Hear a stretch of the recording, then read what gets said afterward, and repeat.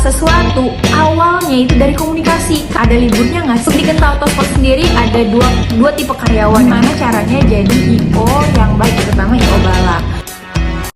Hai Sobat Genta, welcome back to our channel. Sekarang kita lagi di program Genta Edukasi.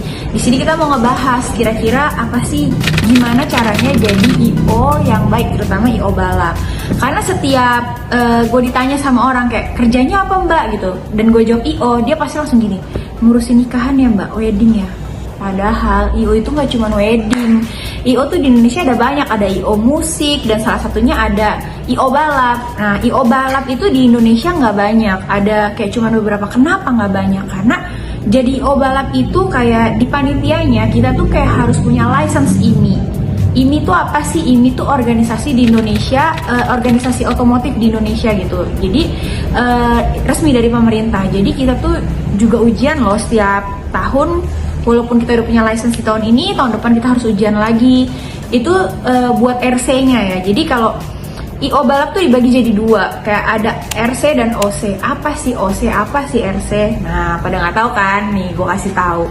Kalau OC itu organizing committee. Organizing committee itu dia lebih bertanggung jawab atas bagaimana event bisa terselenggara dengan baik. Kayak misalkan ketepatan waktunya, entertainnya mau apa, terus kayak gimmick-gimmick di event, sampai ke properti dan lain sebagainya. Apa sih RC? RC itu tuh kayak racing committee. Racing committee itu tuh lebih kayak fokus di balapnya dari mulai pembalap, dari mulai briefing peserta, mulai start sampai keluar hasil dan pembagian hadiah gitu.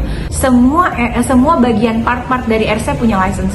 RC itu dibagi-bagi lagi, ada kayak COC kayak semacam pimpinan lombanya, terus ada wakil COC juga, terus ada bagian kamar hitung, timekeeper, ada juga marshal. Jadi kalau misalnya emang teman-teman pada sering lihat F1 ataupun kayak semacam MotoGP kan pasti ada yang kayak pakai rompi.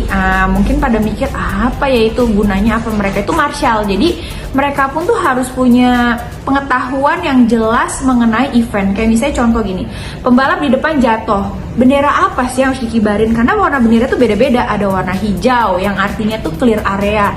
Kalau misalkan dia kibarin warna merah, itu berarti bakal ada halangan dan rintangan di sirkuit itu gitu. Gitu juga kayak misalkan kalau pembalap jatuh, yang harus dikibar adalah bendera kuning, artinya hati-hati di depan ada accident gitu.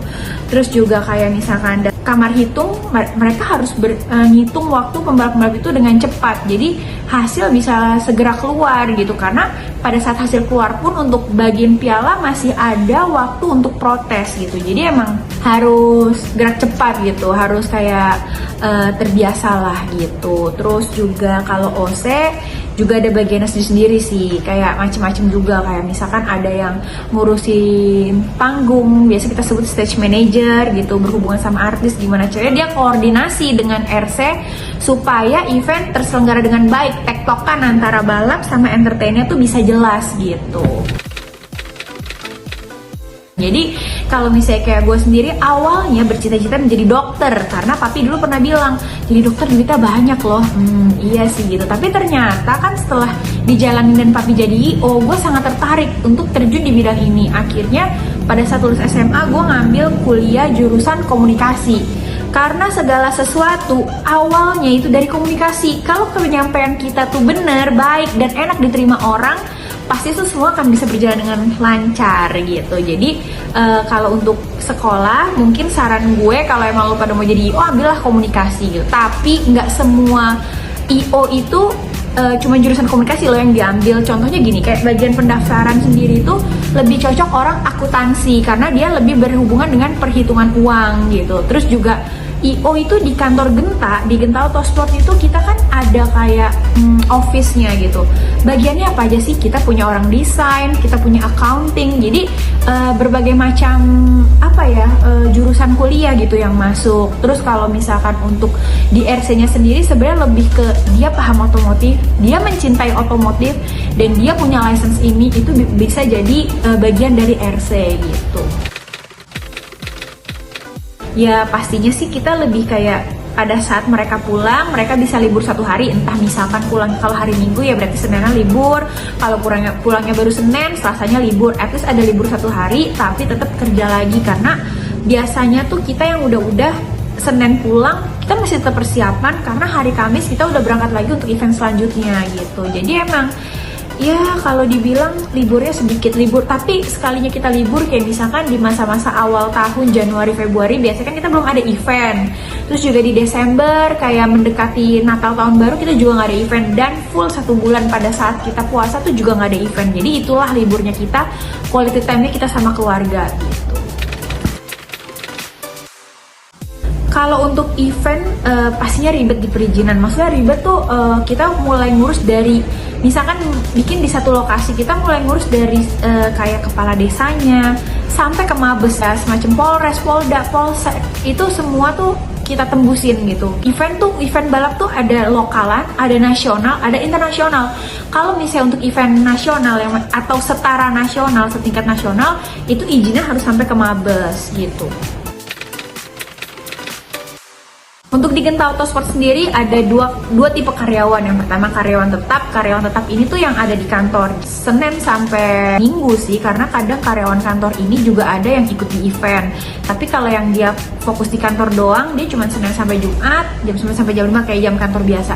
Ada juga yang kedua karyawan freelance. Freelance itu maksudnya dibayar per event gitu. Jadi sebenarnya walaupun karyawan freelance semuanya karena jadwal udah terjadwal di awal tahun, jadi mereka udah tahu bakal dapat kerjaan berapa, jadi mereka emang walaupun freelance tetap di Genta, maksudnya di setiap event Genta mereka tetap gabung gitu.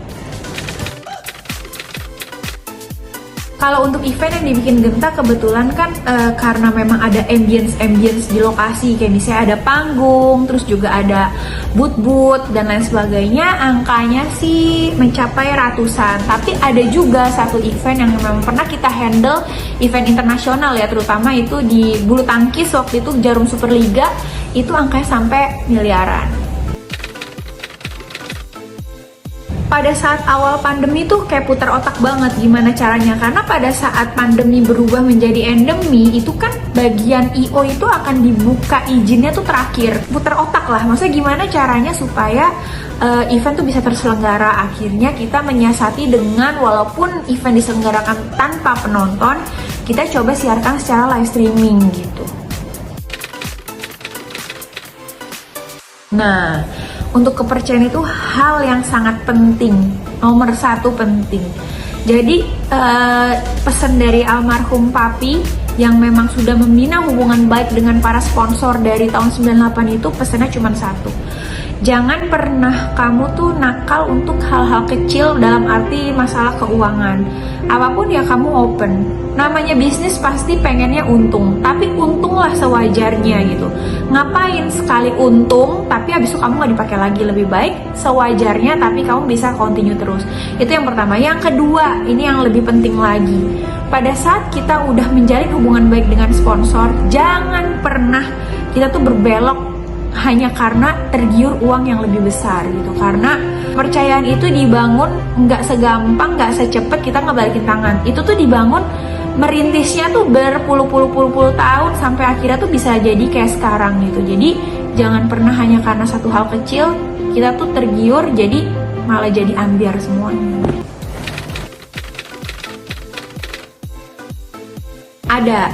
Jadi di Genta itu memang karena emang udah lama, jadi udah pada tahu tugasnya apa. Jadi divisinya ada apa aja sih, kayak yang tadi udah dibilang kan ada RC, OC.